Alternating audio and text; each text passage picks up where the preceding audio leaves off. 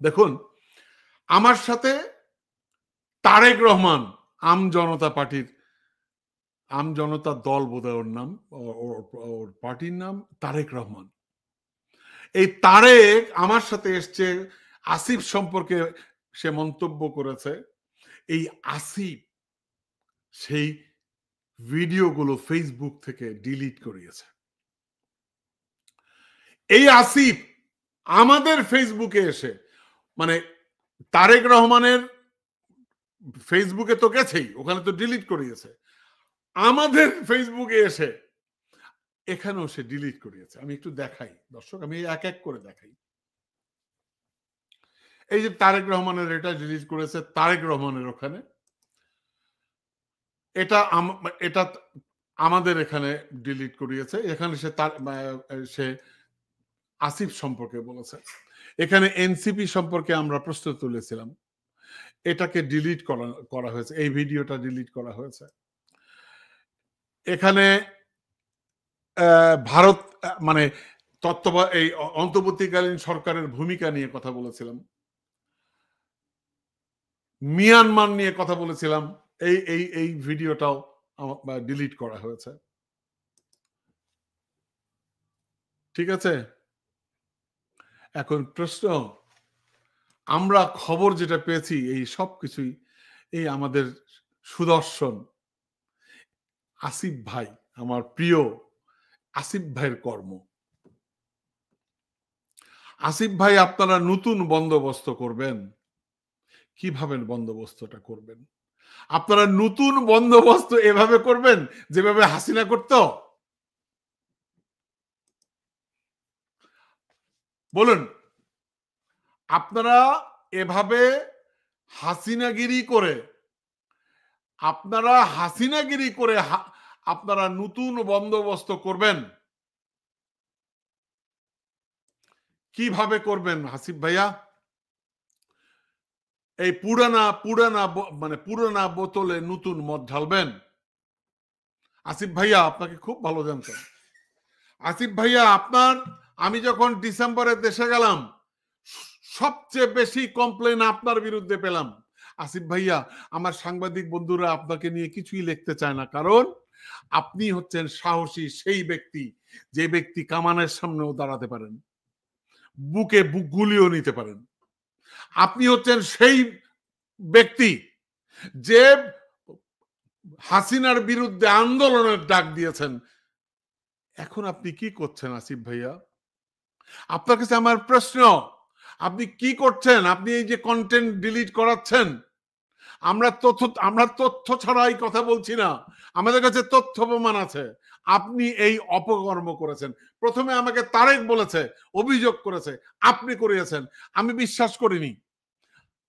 তারপরে যখন আপনি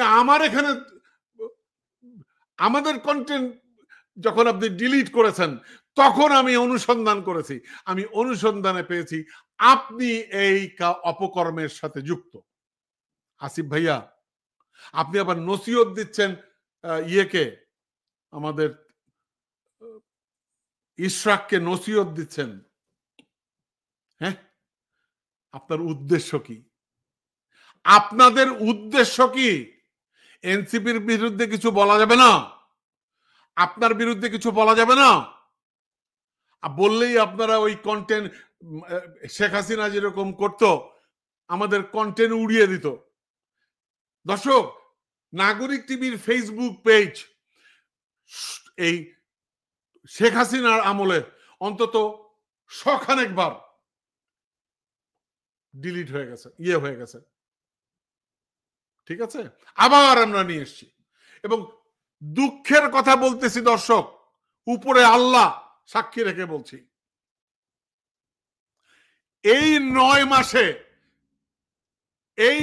মাসে নাগরিক টিভির ফেসবুক পেজ 5 বার বন্ধ করে দেওয়া হয়েছে, বিভিন্ন টিপোর্ট দিয়ে।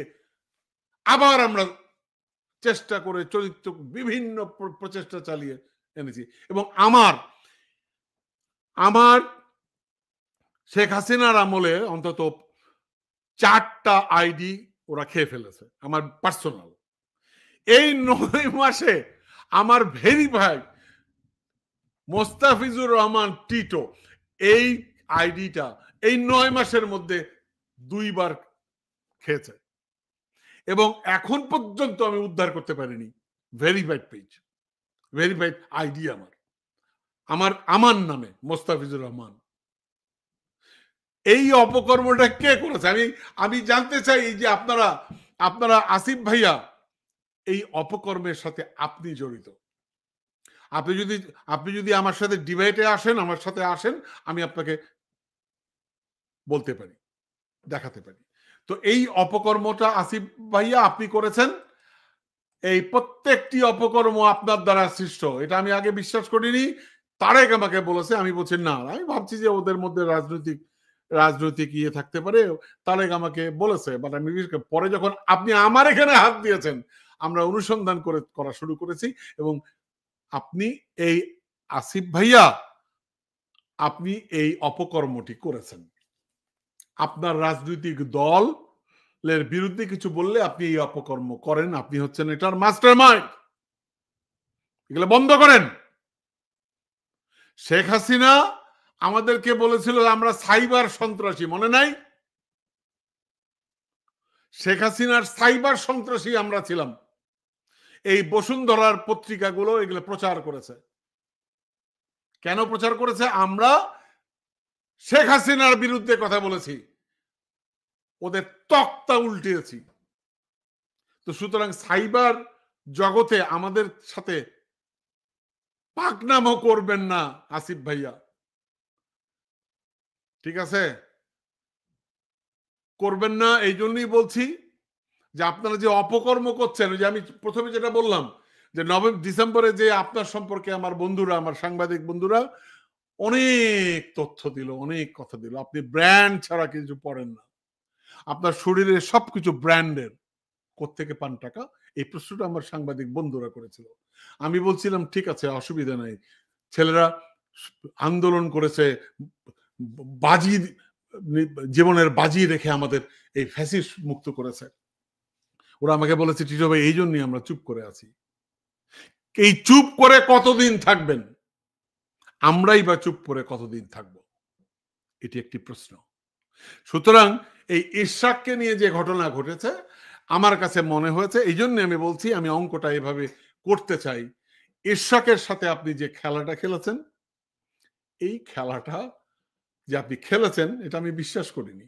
এখন আমার কাছে মনে হচ্ছে যে আপনারা সংঘবদ্ধভাবে খেলছেন।